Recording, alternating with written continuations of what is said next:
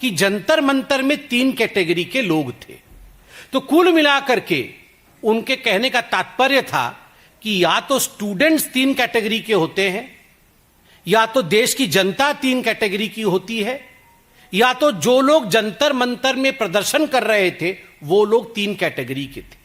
एक कैटेगरी है स्टूडेंट्स, दूसरा कैटेगरी है इडियट, और तीसरा कैटेगरी है अंधभक्त। मतलब अगर स्टूडेंट्स के हिसाब से वो बोल रहे थे, बाकी आप लोग समझदार हो, उनके क्लिप्स निकाल लो। मैंने उनके क्लिप्स पूरे देख के 5 मिनट लेट हुआ, विलंब हुआ प्रेस कॉन्फ्रेंस में, क्योंकि मैं क्लिप देख रहा था वो क्या बोल रहे थे। एक जगह उन्होंने स्टूडेंट्स की 3 कैटेगरी बताई है कि एक स्टूडेंट होता है जिसका दिल बड़ा होता है, जिसका दिमाग भी बड़ा होता है और वो सीखना चाहता है। दूसरा कैटेगरी ऑफ स्टूडेंट है वो इडियट होता है, वो एरोगेंट होता है, वो किसी की नहीं सुनता है। और तीसरा कैटेगरी होता है वो अंधभक्त होता है, जो इडियट को भगवान मानता है। मतलब देश के स्टूडेंट का अपमान, अगर स्टूडेंट का 3 कैटेगराइजेशन किया है तो ये देश के स्टूडेंट्स का अपमान है। हम स्पष्ट रूप से कहते हैं इस देश के सारे स्टूडेंट विद्यार्थी है, अर्थात विद्या की उपार्जना करना चाहते हैं। All the students in this country are patriots, none of the students in this country are idiots और अंधभक्ts।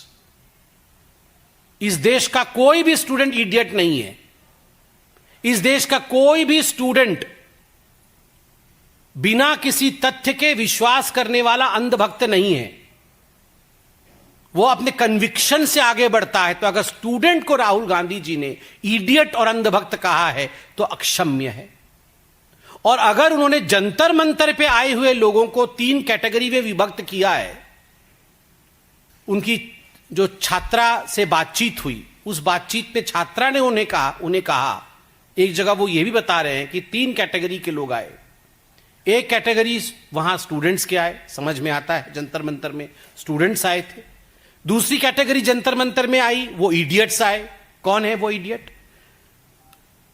मैं तो देख रहा था कौन कौन आए, मैंने लिस्ट मांगी ऑफिस से कि कौन कौन आए थे, तो किसी ने दिखाया कि दूसरे पार्टी के लोग आए थे, कई पार्टी के लोग आए थे, नेता आए थे वहां पे, कई कुछ मूवी स्टार वगैरह भी आ गए थे। तो ये जो नेता आए थे, मैं उन नेताओं का नाम नहीं ले रहा हूं क्योंकि वो ऑपोजिशन वाले हो सकते हैं, मगर उनके लिए भी ऐसे शब्द का प्रयोग करना ठीक नहीं है। क्या वो जो नेता सब आए थे वो इडियट्स थे? वे दे इडियट्स और अंधभक्त थे वहां पे? मतलब वहां जो गया था वो लोग या तो मतलब उनके नेतृत्व को, जो सीजेपी के नेतृत्व को मानते थे, वो सब अंधभक्त थे।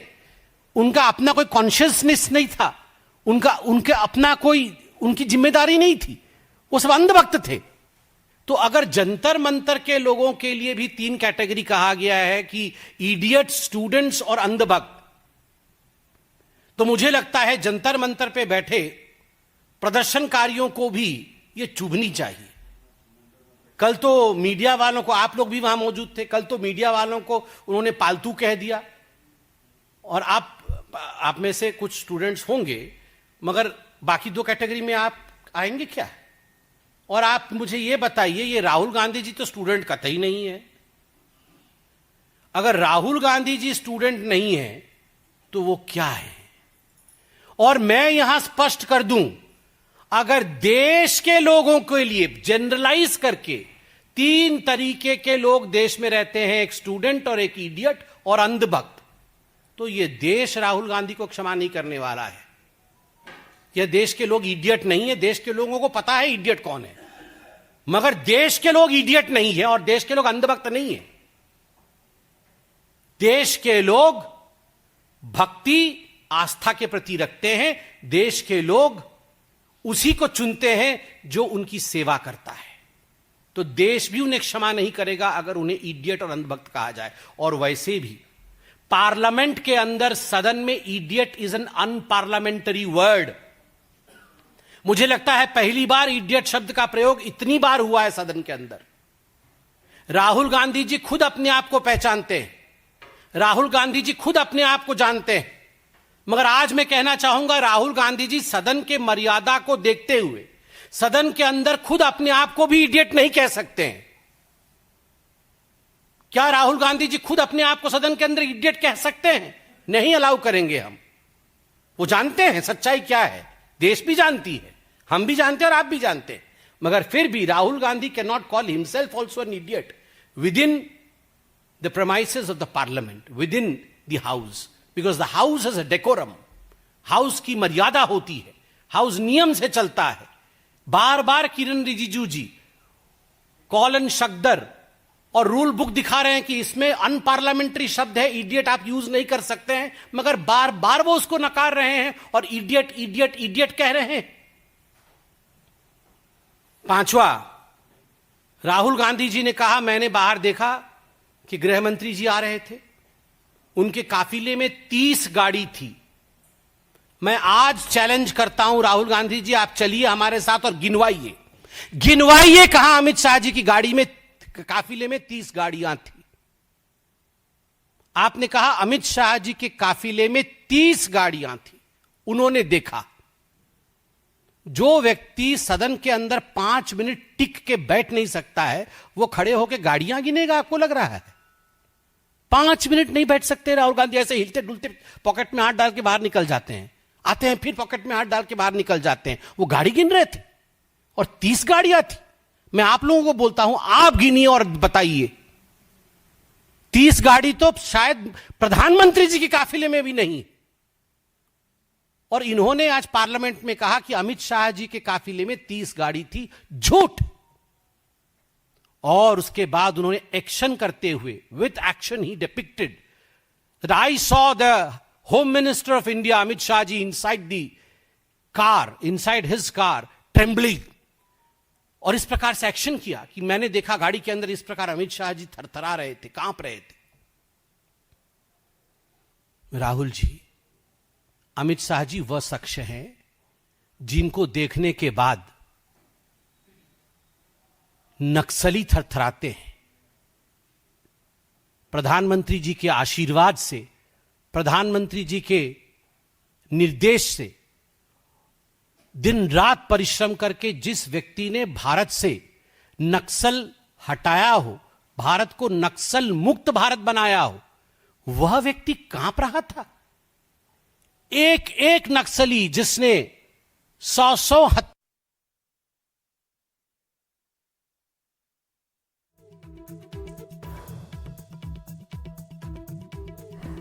तो आप बीजेपी नेता संबित पात्रा को इस वक्त कांपते हैं थे, जो उनके नाम पे यह कहना कि वो कहीं ना कहीं दर्शाता है कि आप सच्चाई से वाकिफ नहीं है, आप सच्चाई से बहुत दूर है और केवल देश को भ्रमित करने के लिए इस प्रकार की बातें कह रहे हैं। राहुल जी, एक बात आज आप कान खोल के सुन लीजिए।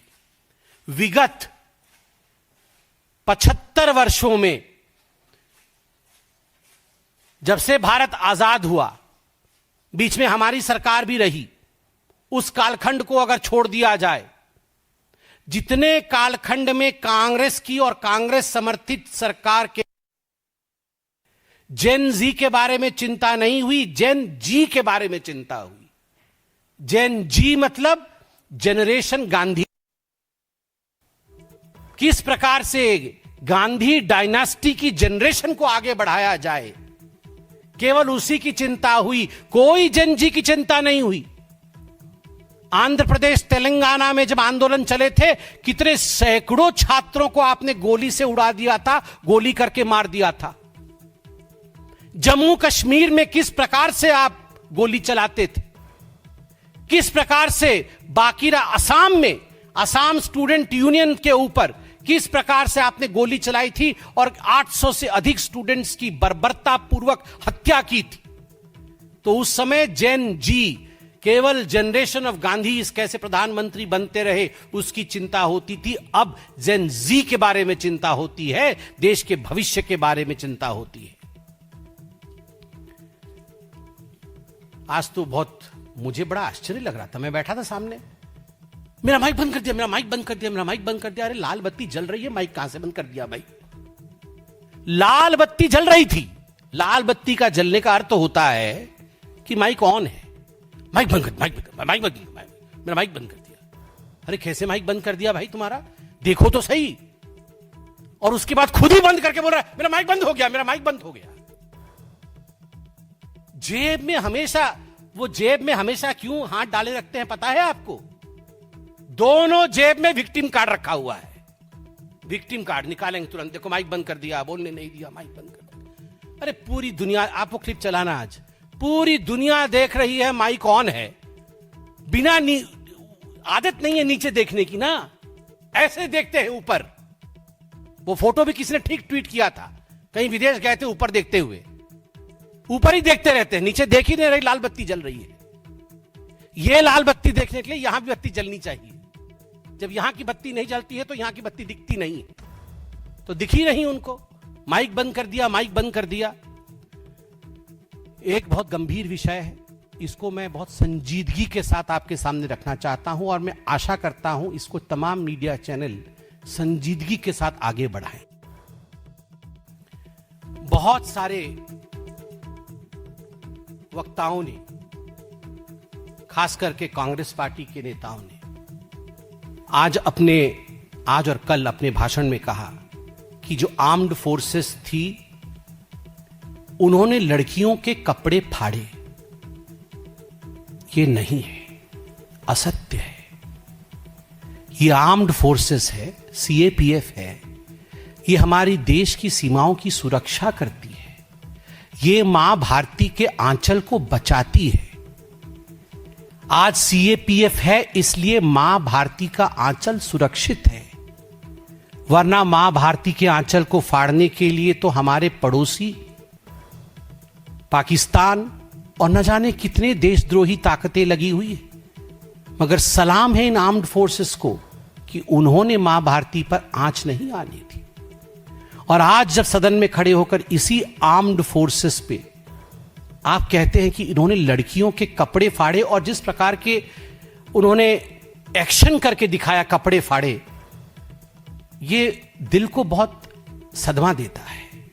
मैं सबसे हाथ जोड़ के निवेदन करता हूं कि इस प्रकार के नरेटिव को, जिससे कि हमारे देश के आर्म्ड फोर्सेस के मनोबल में गिरावट आती हो। मुझे याद है कांग्रेस पार्टी के कुछ बड़े बड़े नेताओं ने, जो अभी कांग्रेस में हैं, कांग्रेस में पहले नहीं थे, बाद में कांग्रेस ने उन्हें लिया, उन्होंने बयान दिया था कि जम्मू कश्मीर और नॉर्थ ईस्ट में आर्म्ड फोर्सेस के लोग महिलाओं का रेप करते हैं। नहीं करते हैं।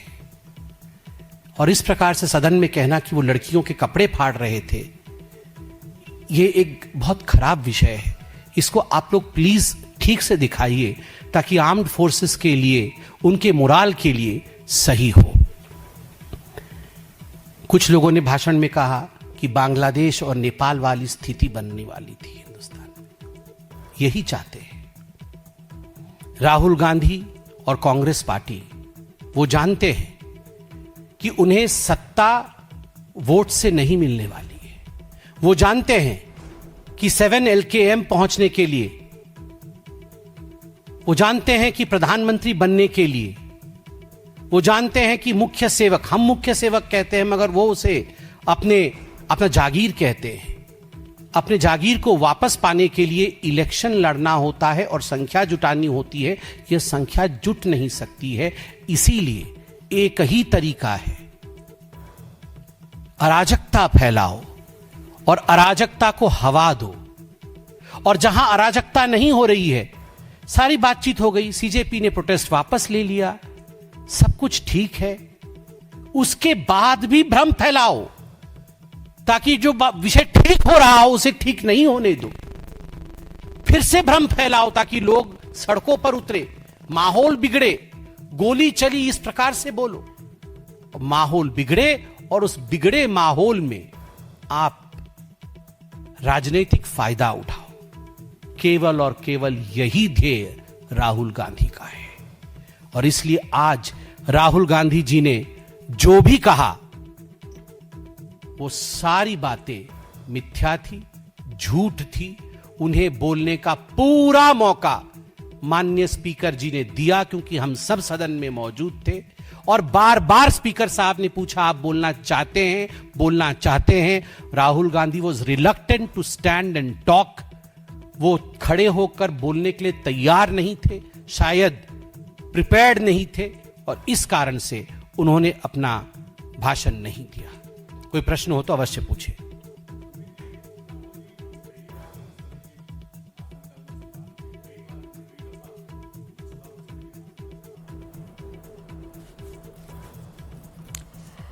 तो संबित पात्रा को आप सुन रहे थे राहुल गांधी पर बड़े आरोप लगाते हुए, और कई बड़ी बातें यहां उन्होंने कही हैं। सुरक्षा